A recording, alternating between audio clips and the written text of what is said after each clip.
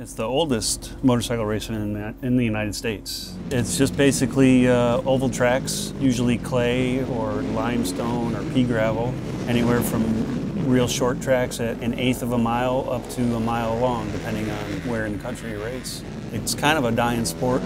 The motocross, supercross is kind of getting more popular. So you see a lot of vintage guys race this stuff.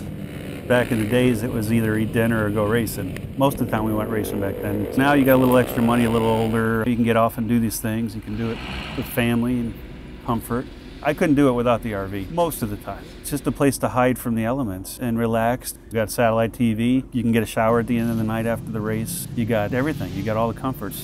They're trying to get more and more younger kids into flat track racing. So what you'll see out here is a lot of the guys that used to race maybe don't anymore, but they bring their young kids into it. Because motorsports to me is probably one of the best family-oriented sports that there is. Everybody participates. Mom gets as involved in this as dad and the kids do. So I mean, it's not just the guys going out and doing something, the whole family does it.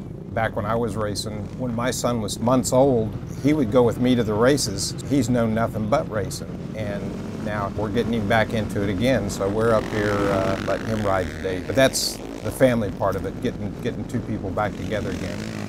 There's no way really to describe how we work together as a team. I don't expect him to come over and start wrenching on the bike, and he doesn't have to if he doesn't want to, but he does, so it makes it a lot easier.